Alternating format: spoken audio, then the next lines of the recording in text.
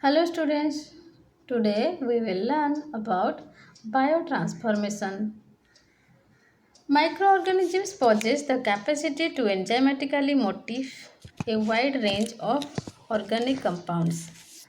Biotransformations, that is, bioconversions or microbial transformation, broadly refers to the process in which microorganisms convert organic compounds into structurally related products. In other words, biotransformation deals with microbial conversion of a substrate into a product with a limited number of enzymatic reactions. This is in contrast to the fermentation, which involves a large number of reactions. Although there are hundreds of biotransformations known, only a selected number are useful for the synthesis of commercially important products. The significance of bioconversion reactions becomes obvious when the production of a particular compound is either difficult or costly by chemical methods. Further, biotransformations are generally preferred to chemical reactions because of substrate specificity, stereospecificity, and mixed reaction conditions, that may be pH, temperature, and pressure. The environmental pollution due to biotransformation is almost insignificant or negligible. In addition, it is easy to apply recombinant DNA technology to make desired improvements in biotransformations. Another practical advantage of biotransformations is that it is easy to scale up the processes due to limited number of reactions. Now, let's know about the types of biotransformation reactions. Many types of chemical reactions occur in biotransformations. These include oxidation, reduction, hydrolysis, condensation, isomerization, formation of new carbon-carbon bonds, synthesis of chiral compounds, and reversal of hydrolytic reactions. Among these, oxidation, isomerization, and hydrolysis reactions are more commonly observed in biotransformations. Many a times, biotransformations involve more than one type of reactions. The conversion time required for biotransformation is related to the type of reaction, the substrate concentration, and the microorganisms used. In general, oxidation, hydrolysis, and dehydration reactions are completed in a few hours. Now, let's know about the sources of biocatalyst and techniques for biotransformation. A wide variety of biological catalysts can be used for biotransformation reactions. These include growing cells, resting cells, killed cells, immobilized cells, cell-free extracts, enzymes, and immobilized enzymes. The most important sources of biocatalyst and the procedures employed for biotransformation now we will discuss. First is growing cells. Let's know about growing cells. The desired cells are cultivated in a suitable medium. As the growth of the cells occur 6 to 24 hours, a concentrated substrate is added to the culture. Sometimes addition of emulsifiers, that is twin organic solvents, is required to solubilize substrates or product. Example, steroid biotransformation. The substrate conversion to product can be monitored by spectroscopic or chromatographic techniques. Biotransformation can be terminated when the product formation is optimum. Now let's know about non-growing cells. The non-growing cells are preferred for biotransformation reactions for some reasons. Let's know about the reasons. First is very high concentration of substrate can be used with high substrate concentration. Growing cells stop their growth. Cells can be washed and used, and thus there will be no contaminating substances. Conversion efficiency of substrate to product is high. Biotransformation can be optimized by creating suitable environmental conditions, that is pH, temperature, etc. Product isolation and its recovery are easy. Now let's know about immobilized cells. Biotransformation can be carried out continuously by employing immobilized cells. Further, the same cells can be used again and again. Several bioconversions with single or multi-stage reactions are in fact carried out by using immobilized cells. Example, commercial production of L-alanine and malic acid. Now let's know about immobilized enzymes. Cell-free enzyme systems in the form of immobilized enzymes are most commonly used in biotransformations due to some advantages. Let's know about the advantages. First point is no occurrence of undesired side reactions. Second is the desired products are not degraded. Third is there is no transport barrier across the cell membrane for the substrate or product. Fourth point is the isolation and recovery of the product is simpler and easier. Several immobilized enzyme systems have been developed for biotransformation. Example, glucose isomerase, penicillin, acylase, like this. And now let's know about the product recovery in biotransformations. In most biotransformation reactions, the desired end products are extracellular. The product may be either in a soluble or suspended state. When whole cells are used, they have to be separated and repeatedly washed as required. The extracted product can be recovered by employing the commonly used techniques precipitation by salts, extraction with solvents, adsorption to ion exchangers, etc. The volatile products can be recovered by direct distillation from the medium. Now let's know about the examples of biotransformation. A large number of biotransformations are described till now. Of these, only a selected few are important for industrial and commercial purposes. The major limitations with some of the biotransformation are that either yields are low, or the process is expensive, or the market itself is very limited. Now let's know about biotransformation to produce commercial products. As already stated, among the large number and a wide range of biotransformations, only a selected few are commercially important. Let's know about this. First is biotransformation of steroids. All the steroids possess the basic structure, namely cyclopentano perhydrophenanthrin. Steroids as hormones. Let's let's take example as glucocorticoids, mineral corticoids, androgens, estrogens. Perform a wide range of functions. They are very useful therapeutically. For instance, cortisone, due to its anti-inflammatory actions, is used in the treatment of rheumatoid arthritis and skin diseases. Derivatives of progesterone and estrogen are employed as contraceptives.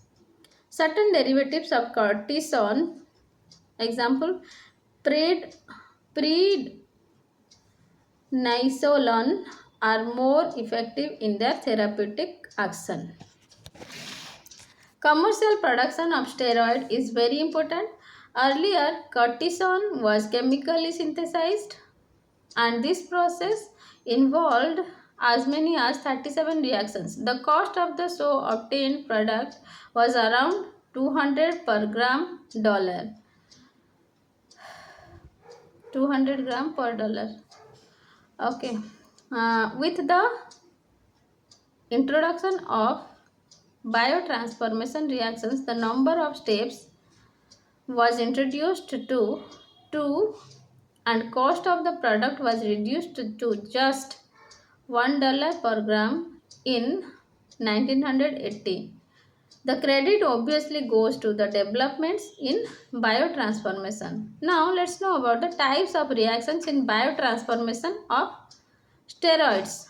The microbial transformation of steroids broadly involves oxidation, that means introduction of hydroxyl groups, splitting of side chains, production of epoxides, etc. Reduction, that means conversion of aldehydes or ketones to alcohols, hydration of double bonds, hydrolysis and ester formation. Now let's know about the production process of steroids. The production of steroids entirely by biotransformation reactions is not practicable. Therefore, microbial transformation along the chemical reaction is carried out. The major steps involved in the biotransformation of steroids now we will discuss. Stigma sterol extracts from the soybeans or diosgenin isolated from roots of the Mexican barbasco plant can serve as the starting material. Stigmasterol can be chemically converted to progesterone, which is subjected to biotransformation to form 11 alpha hydroxyprogesterone by the microorganisms Rhizopus nigricans.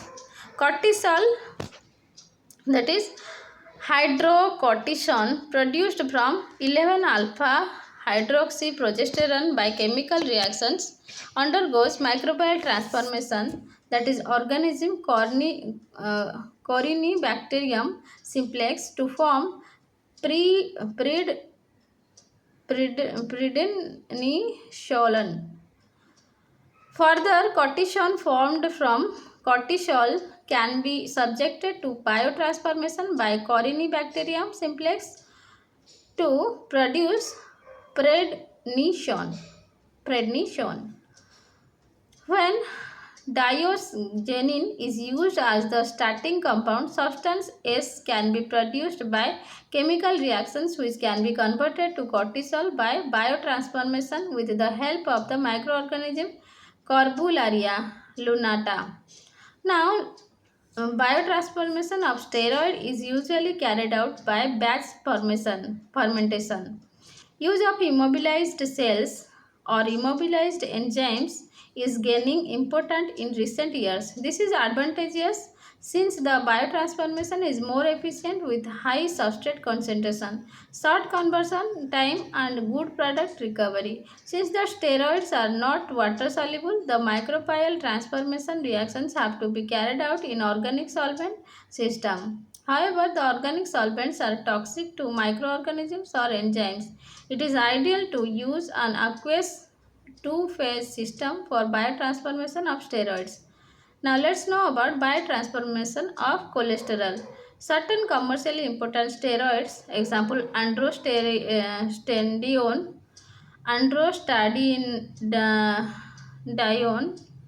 can be produced directly from cholesterol by biotransformation. Now let's know about biotransformation of antibiotics. Production of new antibiotics or modification in the existing ones for more effective treatment of the diseases is always on the priority of the pharmaceutical industries. Further, antibiotics with wider antimicrobial spectrum, reduced toxicity, low allergic reactions, and decreased resistance are highly advantageous. Biotransformation reactions significantly contribute for improving the pharmaceutical products. Now, let's know about direct biotransformation. Acylation and deacylation, phosphorylation, adenylation, and hydrolysis are some of the reactions involved in the microbial transformation of antibiotics. Let's know about the biotransformation of penicillin G.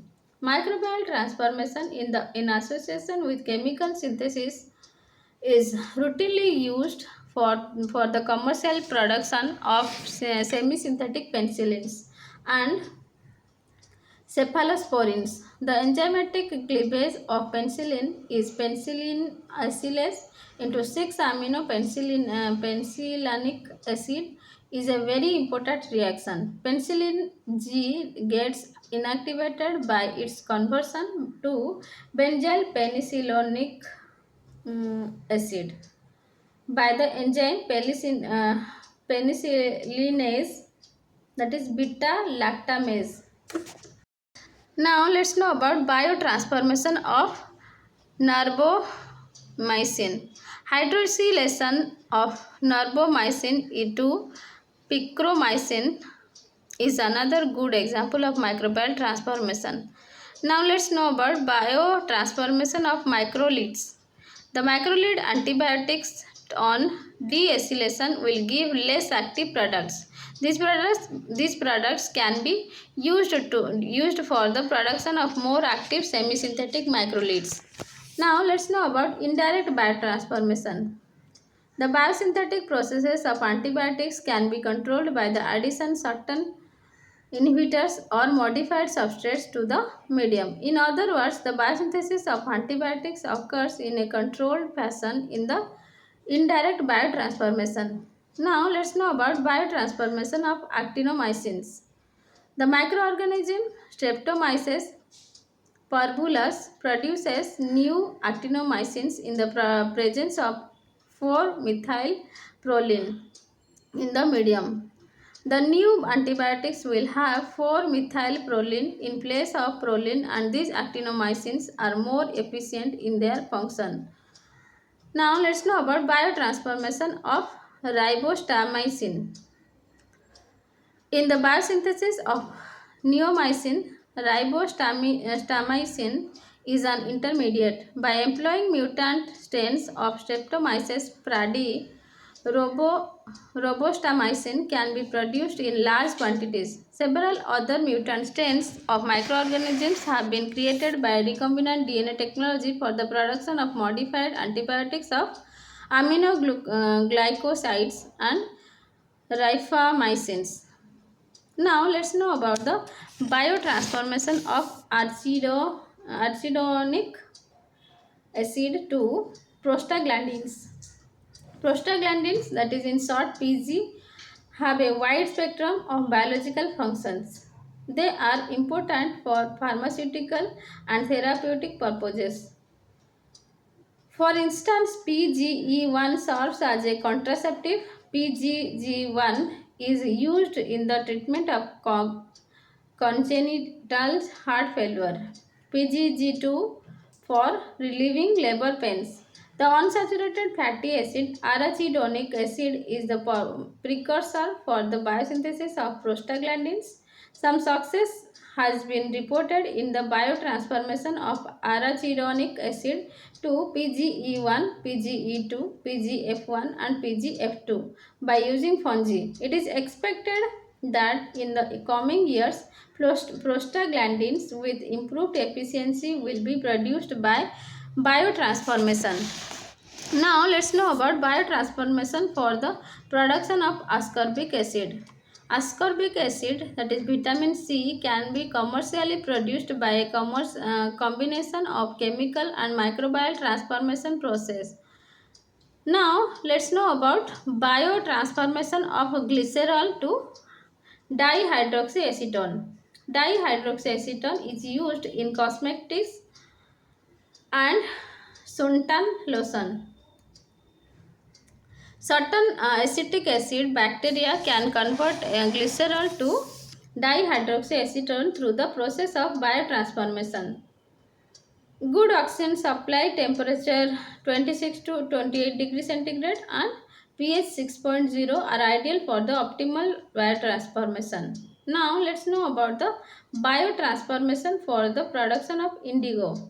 Indigo can be synthesized by microbial transformation. This has been made possible by cloning a single pseudomonas gene that encodes naphthalene dihydrogenase in the creation of E. coli.